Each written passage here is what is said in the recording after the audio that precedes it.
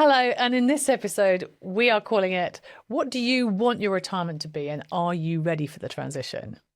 Welcome back to When the Fight to Die Become Old, the fun, edgy and unapologetically honest podcast about the experiences of ageing, where, as the name suggests, nothing is off the table. And I'm your host, Jo Parker. And I'm Kev. And as Jo said, we're going to take a look at what you actually think retirement is and whether you're ready for the transition. Which is quite relevant, isn't it? Considering where we are sitting today, as I'm about 6 weeks away from the end of my 12-month notice period as a license holder for an estate agency. And Kev, you're just about to exit your role, aren't you, in the redundancy process that you're going through? I am in the middle of that as we speak. You are. And for those of you who are regular listeners or viewers, you'll know that a couple of weeks ago, we did an episode when we were on holiday. Mm-hmm. And in that, I spoke about a book that I had started to read called Early Retirement Wanderlust by Richard and Jackie Pickles. And I mentioned that they've got a whole bunch of different chapters there on different aspects of the process and the path to retirement. And that they had a variety of exercises at the end of each of these chapters, little sort of workshopy things to go do. And me being a project manager, I quite like all that stuff. So unfortunately for you lot, we're going to share some of that with you today. And we're going to go through a couple of the exercises that they set us in reading the book and talk about what my answers were to some of those questions. And in some cases, some things that we haven't answered at all. Yeah. So let's sort of look at that decision then, that decision to retire, right? So they talk in the first part of the book about how do you know when it's right? How do you know when you're ready? All those kind of things. And they very much position it as a balance between time, because as you age, you've only got a finite amount of time left and you have to start treating it as a valuable resource. Energy, because your energy will decrease over time. Yeah. And opportunity. When have you got the opportunity? Now, I would actually add money to that as well. Well, that would be, in opportunity would be money. Yeah, possibly. To a point. Possibly. Okay. Okay. But they talk a lot about how this is not just about the idea of escaping from work. This is not just about, are you ready to step away from work? It's about, are you ready to actually start a brand new chapter in your life, which in itself is going to have different phases over time, because retirement's not like a day. Retirement is just a life phase that whenever you choose to start it, it's going to run for 20 or 30 years, right? If you get lucky and you live that long. But it's not a short thing. I don't really it's a want long to live thing. to 95 or 94. Or well, I don't want to do that either. I'd check out mid-80s. That'd be right with me. So we're going to look at how you scored yourself on their checklist. They had a life check-in test, didn't they? They did. Which is geared to, as a reflection activity, is where you are now. Yeah, how you feel about your life now in a number of dimensions. And are you ready to make changes? And are you ready to make that change into something else? So let's go through the first 7 questions and see how you scored yourself. Go for it. Okay. So, time freedom. Do you have control? How do you feel on a score? It says this is marks out of 10. Yeah, it's 1 to 10, where 1 is low and 10 is high. Yeah. How do you feel? How do you feel about how much control you have over how your days are spent now? So I gave myself a 7. Why? Because I'm fortunate enough to be in a job where you're not micromanaged and actually you have a reasonably large degree of discretion about structuring your time. Now, actually, there's constraints, obviously, with work obligations. So it's not a 10, Yeah. It's not complete freedom. So, but a 7, you feel I'm reasonably in control of my time and destiny. And financial sufficiency, the feeling that you have enough money now. Yeah, so I only gave that a 6. It can't really get much higher than a 6, to be honest. Like it's okay, but it's not as ideal. I'm post-divorce, etc., and there was a very large divorce settlement, you kind of can't make that back up. So I gave myself 6 on financial sufficiency. Okay. Like, I'm not on the breadline, but I haven't got as much money as I would have liked to have. Or plan to have. Energy and health. So your physical and emotional capacity for life now. So I gave myself a 10 on that. I feel like I'm full of energy. Actually, people people at work have mentioned that you have quite a lot of energy. Yeah. So yeah, I gave myself a 10 in terms of like energy, capacity for living life. I'm maxing it out, baby. Maxing it out. Cool. Connection with loved ones, your time, your presence, and the depth of the connection. So I gave myself a 9 on that one. Okay. I was pretty satisfied with that. Good. And purpose and contribution. Again, time, presence, and depth. Purpose and contribution. Well, so bizarrely, I've given myself a 9 for that as well. Why? Is that because you're still relating to work? Oh, because you haven't finished work yet. That's a good question, actually, as to how I actually measured that. Because right now you are contributing to a lot of people at work. So I think I probably measured that as a combination, actually, of contribution within work, but also contribution and presence outside of work. Okay. So I'm doing a pretty good job, I think, of being present outside work and being committed to the things that I'm doing, such as the podcast, or other activities. But so yeah, I feel like I'm kind of tied in. I'm tied in to whatever it is that I'm doing, both in and outside of work, in a committed and present fashion. Curiosity and learning, growth, interest, exploration. I only gave myself a 6 for that, actually. Okay. I mean, that's kind of a could do better job, that one. Could be more curious. So like, I losing patience with learning some new shit. Right. Like AI. AI tools. And haven't really done your guitar. Yeah, and the guitar. I mean, Jesus Christ, I haven't touched the bloody thing, and I know I need to. So yeah, those are important. That's more to do there. Important because they keep your brain active as well. Simplicity, the last one. Simplicity, freedom from excess, clutter, and obligation. How do you score yourself there? So I was feeling pretty good about that, actually. Okay. 9, gave myself a 9 out of 10. I'm not feeling burdened by clutter. Yeah. Okay. I mean, quite a bit in storage and in the garage, okay. We've got 1 left, right, between 9 and 10. So, yeah, okay, project for the autumn, definitely go to the storage unit and try and empty the shit out of that thing. But other than that, no, feeling pretty good, actually, about rationalised assets. They had some more. There's some more questions as well. There's some more searching questions about areas of your life that you're happy with and those you would like to change. So can we talk a little bit about them? Yes, by all means. So I've got some here. You have to answer this, okay? So the area I feel richest in right now is...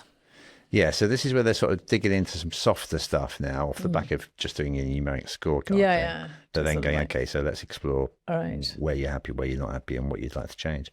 So the area I feel richest in. So the area I feel richest in right now is I put down the love and the life that I have with Joe. That's me. Because that's like my top thing.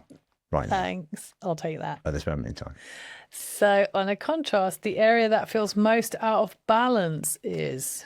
Yeah, so probably because of the change I'm going through now, I put work. Yeah. That feels out of balance. Lack thereof soon, yeah. And then kids / the boys in particular, my 2 boys. Just because they're not done yet. Right. They're a work in progress. Right. So, yeah, I don't know. Okay. What surprises did you get as you rated these? So not a lot, because the things that I figured were out of whack. Yeah. I kind of knew where they were out of whack, and I wasn't surprised about that. Okay. Then they ask the question: at this stage of my life, enough looks like. Reasonably simplistically, it looks like having enough cash. Not that I can tell you how much that is, but having enough cash to be able to move forward and keep living life. Right.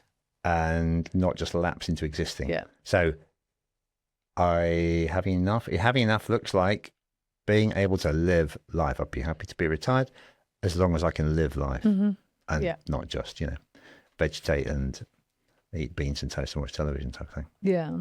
And one thing, possession, role, expectation or habit, I may be ready to release. Yeah, so again, they're asking you this question because they're talking about letting go. They're talking about you moving on, and they're saying, what are the things you want to move towards? What are the things you want to move away from? Yeah. So this question is oriented towards the move away from. So I had to think long and hard, actually, about how to answer that question about what you're prepared to let go. And I actually wrote down working in the city. Just had enough. So after 39 years of working in the city, I think I am ready. I am ready to let go of that. To let go of that, even though that's been like a huge defining, well, actually, it's been pretty major defining characteristic of my adult life in many, many ways. But yeah, I think I'm kind of ready to let go of that one. And then finally, one thing I want more of in the coming years. Yeah. So again, they're talking about, what do you want to move towards? Because this point about the fact that retirement isn't just leaving work. They're like, you need to be going somewhere and doing something. What you're drawn towards. So I put experiences with Joe and successful lives for the kids. That's what I would like to see more of in the coming years, both of those things. And for me, successful lives for the kids means two things for all of them. It means them being happy, whatever they happen to have chosen to do, but also pretty critically them being financially independent at some point. True. That would be great. I'd love to see more of that. That'd be awesome. Wouldn't it, Jeff? Yes, wouldn't it, Jeff? And the thinking about that pivot point, thinking about that, okay, are you, when you're ready to leave the previous life chapter behind, when you're ready to start a new one, over and above the stuff they had in their book, I was thinking about, well, okay, how else would I know? How else would I know that I was ready? Ready to retire, or ready to transition into retirement? Ready to transition into retirement. Okay. How would I know that the previous life chapter is done and is closed? Yeah, and that I can go to something different. And I thought of four things, actually, like really simple sort of waypoints in life that I thought, okay, well, if I hit these waypoints, then I know I'm done. So for those, anybody of a project management or test management discipline who's watching, exit criteria we're talking about here, exit criteria from this phase of life, right? So I had four exit criteria. One, that I've finished raising the kids and they're empty nested. Not quite happened. Well, pretty close. You're nearly, Finished the raising. You finished thing, the raising, right? because I Admittedly, don't I've want still got anything more two to at do with uni. your advice. Two out of four are at uni, but I mean, but they're kind of empty nested, right? You don't see them that much. So that's one thing. Second thing, that I no longer have to support my parents. True. Or indeed yours. So that's true for both of us, because our parents passed away now some while ago. Yeah. So the sandwich point, where like you're in the middle of that glue where you have to look after parents and you also have to raise kids, and that whole thing, which definitely existed for us for a number of years, gone. That's gone. The kids are kind of free and the parents have passed away. So those are huge. Like, if that stuff were still happening, there's no way on earth I could possibly contemplate retirement. Yeah. I would feel like I'm still in the machine. You'd have to go out and get another job. Yeah. Yeah. So those have gone. And then third one, which is like important for the next 6 weeks, can I pay off the mortgage? So my third one was, okay, if you've got rid of the kids and you don't have to worry about your parents anymore, and you've paid off the mortgage, like tick, tick, tick. These are all like things that bring you freedom and the ability to make some new decisions with some new reference points. So that was my third one. And then my fourth one was when you've had enough of work. Which you kind of and have, to the point about being prepared to let it go, I think I'm kind of there now. So my own subjective, completely subjective, like view on when is one ready to transition into a retirement phase was those four things. And so as I say, barring the fact that we've still got 2 at uni and we will be shipping 2 of them back in September, push them gently into student accommodation again. It broadly feels like I'm kind of there. Okay. It broadly feels like I'm kind of there, and it broadly feels like maybe now is the time. This autumn is the time.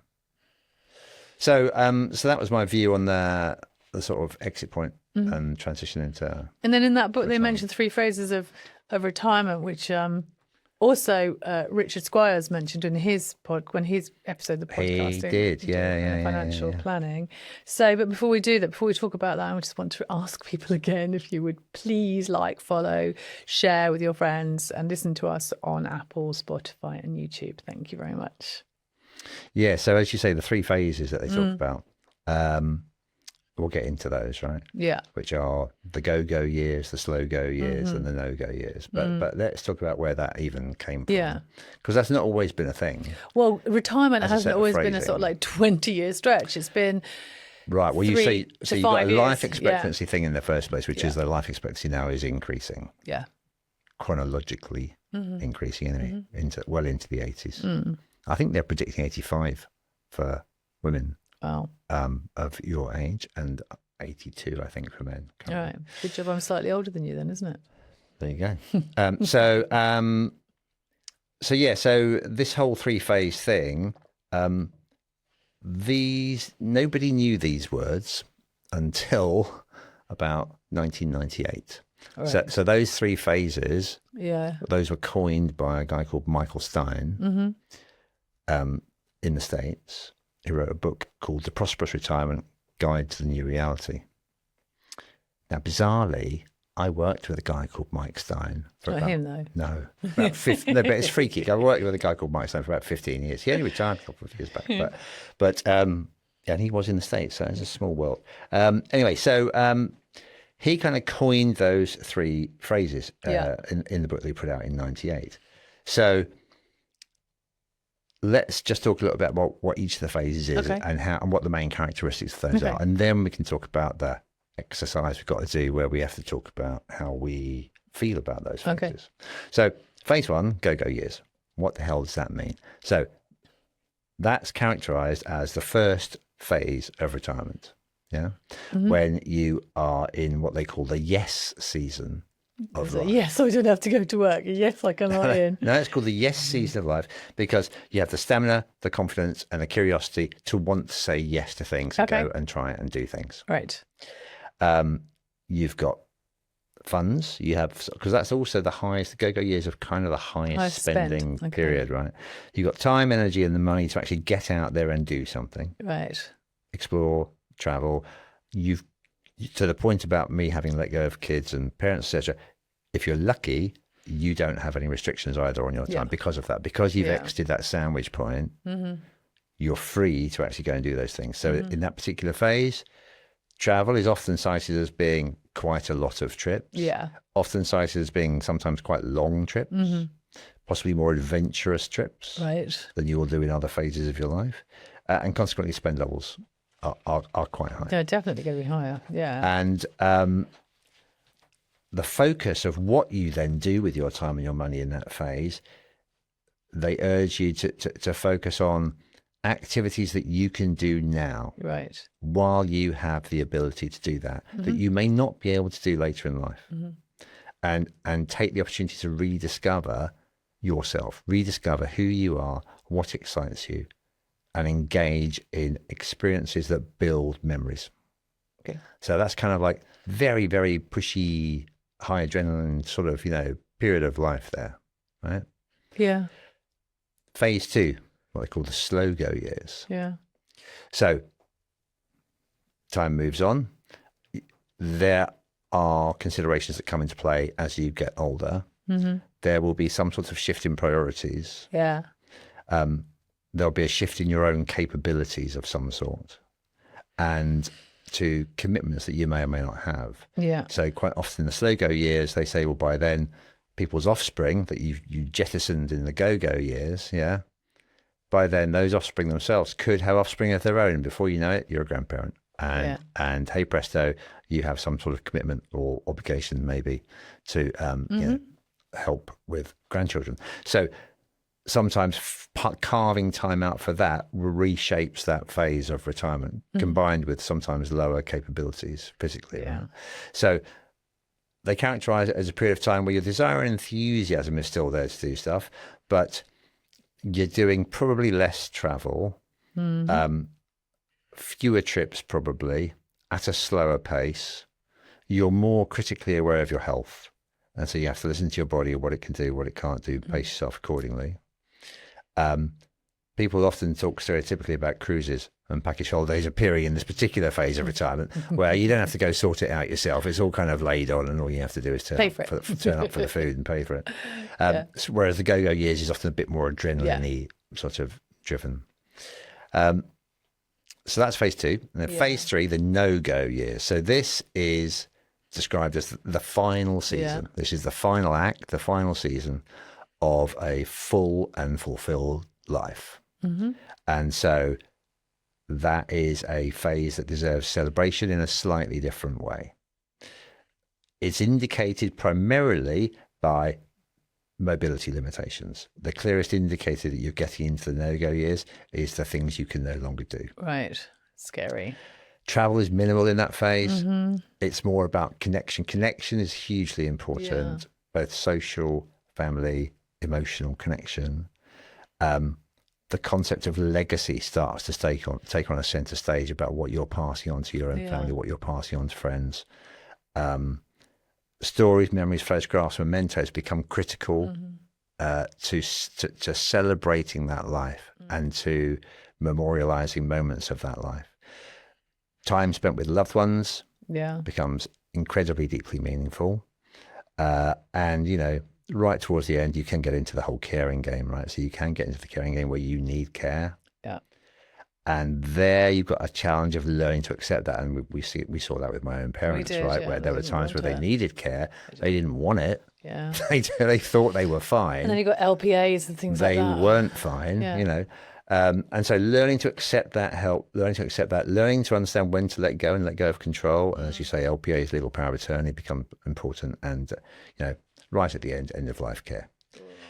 So that's the back end of the no-go year. So those are the 3 phases. And what they're saying is that those 3 phases will be of variable duration. It's not as if they're all a decade each or anything, right? Yeah. So obviously everybody wants the go-go years to be the longest, but depending upon your own state of health and your own state of finances, those are going to concertina at different rates, right? In terms of when those phases start and stop. Yeah. So then they've started to ask some I was going questions to say, about how you we feel have about got that. a little bit of time left. So we've never really talked about the 3 phases or phases We haven't, no. or what we would like them to look like. We give some thought. We haven't given much thought to what we want to do. So we could have a go now. I've got the questions from the book. Should we start? Which we haven't answered. Which we haven't answered. So we you're can ready? do it live for you here in the studio. So you're ready. So don't expect anything deep and meaningful. We'll give it a go. So for the go-go years, what experiences feel most important for you to have while your energy is high? Right, so we have to both give an answer here. Yeah. Okay, so for me, what experience is most important while your energy is high? Well, it's going to be probably the snow. Well, actually, there's 2 things, aren't there? Okay, for For you. me, straight away. So I've got this, at the end of September, I've got this motorcycle tour planned across Morocco with a mate to the edge of the Sahara Desert and back. Yeah. So that's pretty adventurous. Yeah. I think that's something you need to do now while you can. I don't think I'm going to be doing motorcycle trips across Morocco in my mid-70s.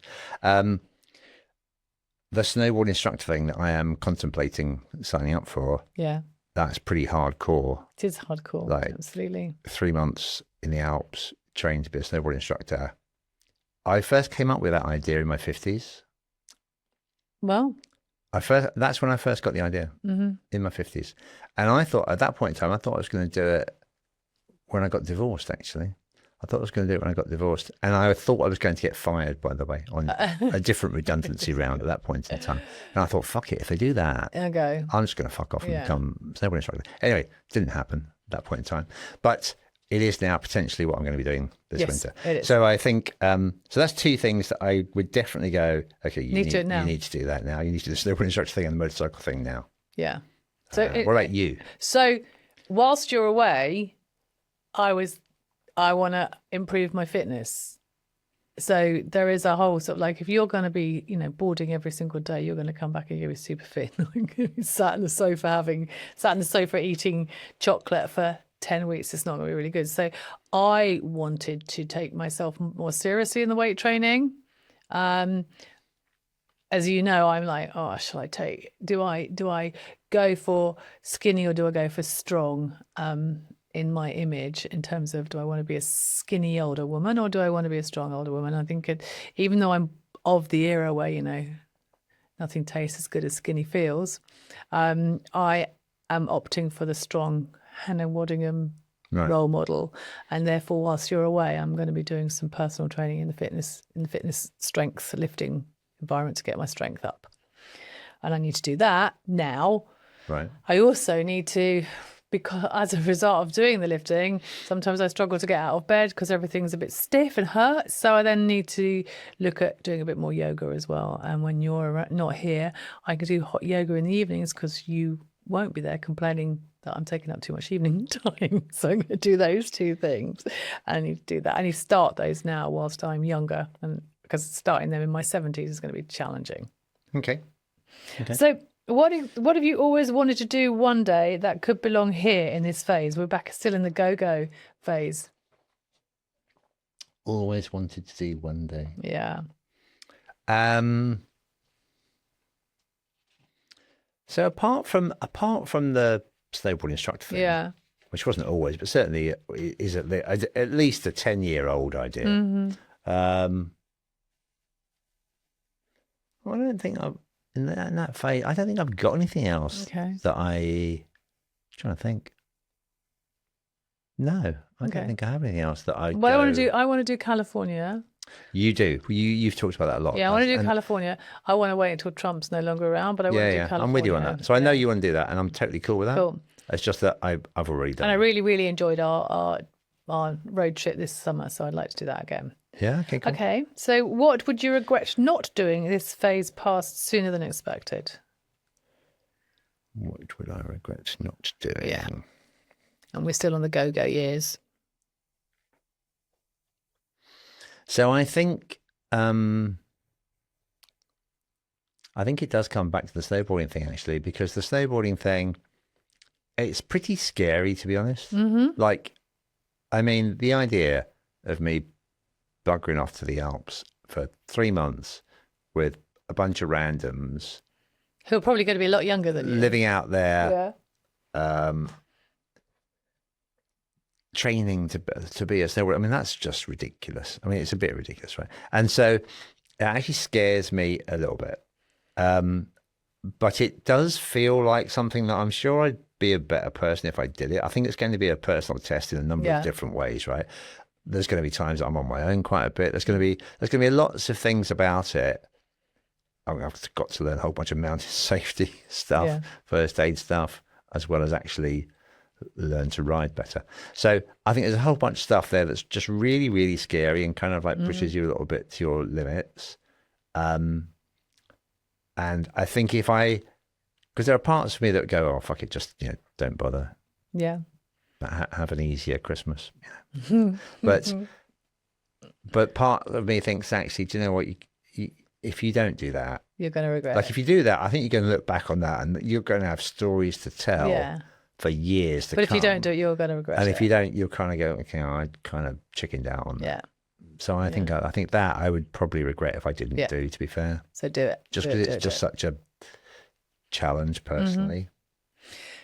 Yeah. So for me, because we know my whole thing, apart from the fact that my whole thing is I don't sleep, but then part of not sleeping is I worry about finances and stuff. So for me, I think my regret would be that if something happened to you at any stage in the go-go years and we hadn't done things together because I'm too busy working, too busy trying to earn, trying to make money, trying to contribute, that would be a shame. I would then So you want to be present. I You want to be present for those. Yeah, I want to do things with you whilst we've got the time, the energy, and the opportunity to do so. So, I think I would regret if something happens and I'm in my 70s and you've gone and I haven't done anything with you. So that's Well, they do say like nobody ever looks back and goes, "Oh, I wish I'd worked harder. yeah, no, I absolutely. wish I'd worked another 5 years." But nobody ever looks back at life and goes, "My life wasn't too bad, but if only I'd worked another 5 years, it would be even better." Absolutely,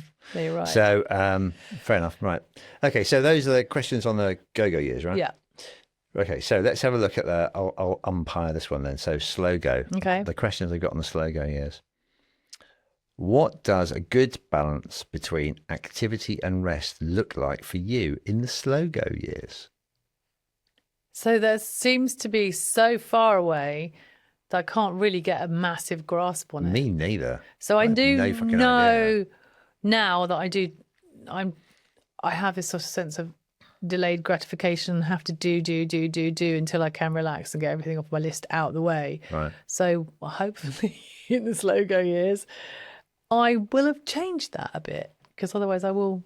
You need to live in the now. I know, I do. That's what you need to do. Okay, I need Let's to make live that in a the goal now. for that. Okay, so Yeah, write no, that you down. need to live in the Give me a now pen. and live and appreciate the things that you Thank you. experience. What about in that you? point in time.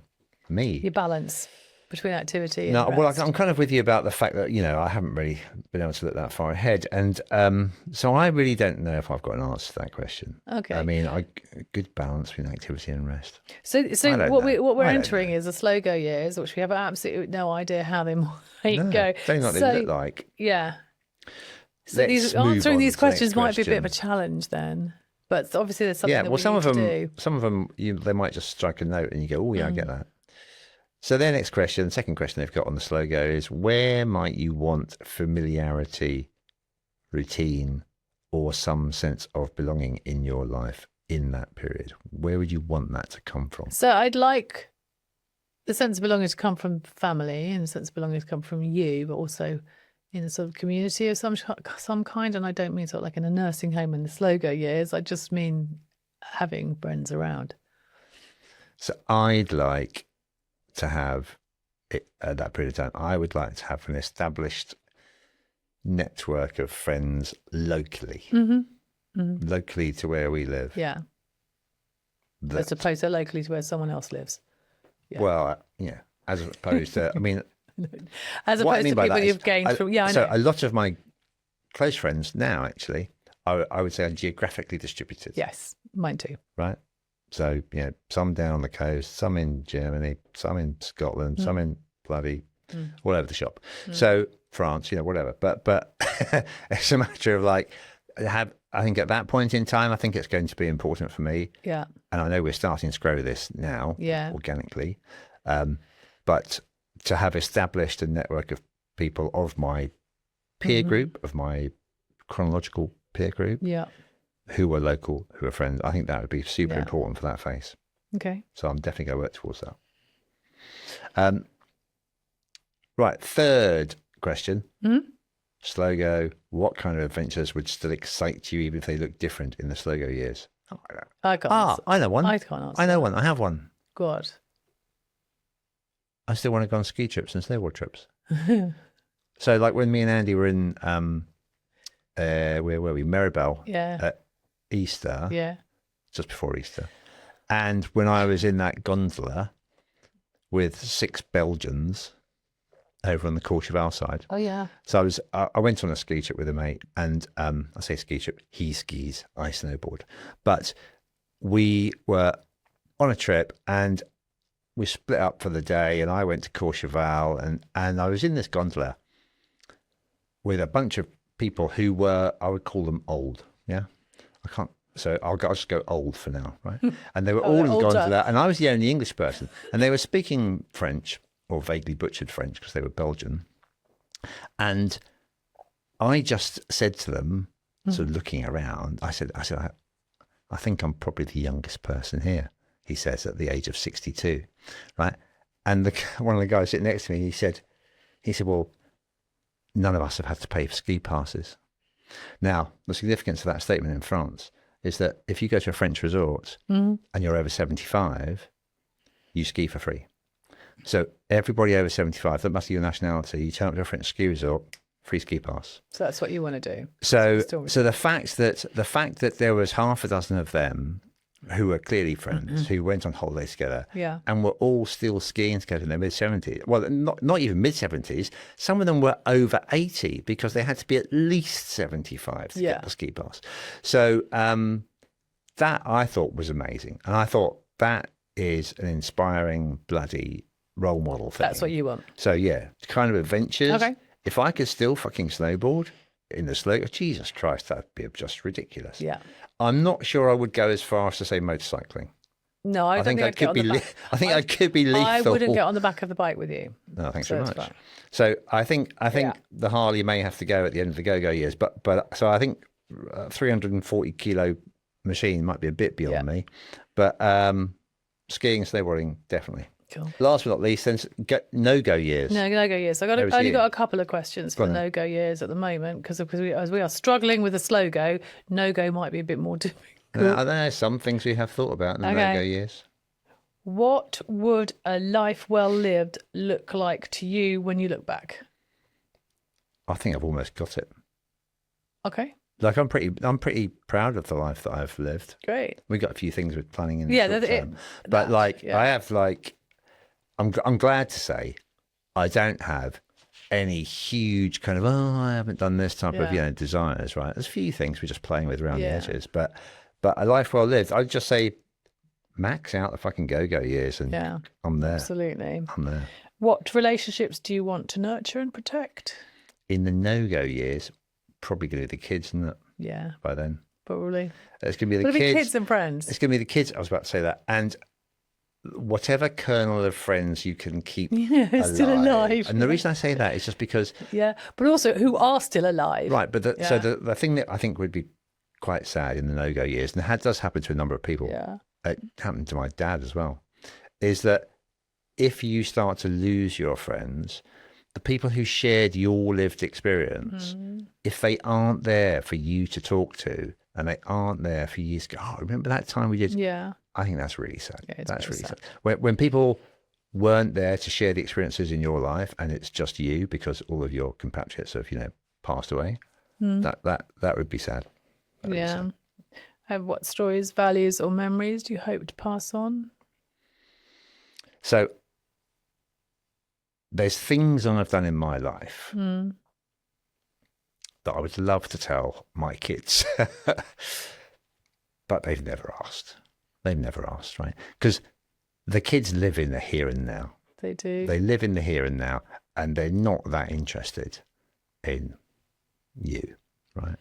And unlike in our childhood, where we would be regaled without desire, yes, absolutely, around the dining table by some story that Granddad's telling for the 34th time, because shit used to happen a lot. Yeah, that doesn't really happen now these days. No. So I would love them to get to a stage where actually they want to know, and they ask stuff, and I'm sure I'll have a reservoir full of shit to tell them about my life repeatedly.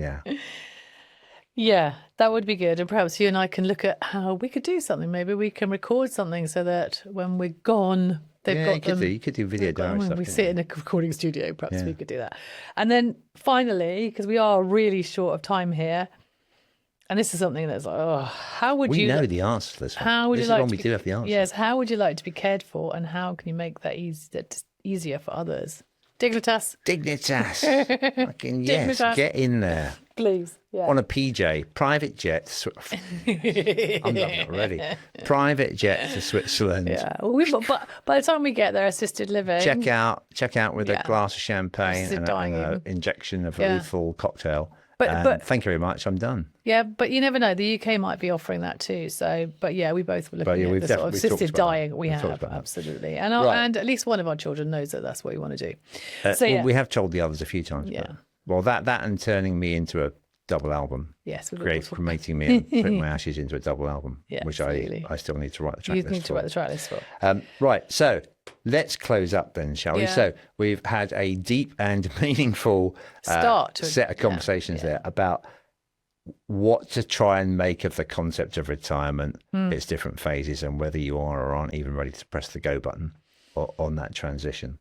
I think one thing I am learning certainly through reading the book, is that there's a lot more to preparing yourself to retirement than you might actually think. And so I hope you've enjoyed listening to us talk about that. I hope you might have done a little bit of soul searching yourself. If not, you can take it away, do some soul searching. Well, buy the book. We'll put it in. We'll your own definitely time. put it in the And show notes. if you've got any thoughts on the topic, or you've got any tips on your own preparation for retirement, feel free to DM us, right? Or comment against the episodes on Spotify, YouTube, Apple, etc. Great. But that's a wrap for this week. So rest assured, we will continue to give you glimpses of the journey that we're going to go on for retirement. In the meantime, enjoy your weekend. See you again next week for something completely different. Thanks.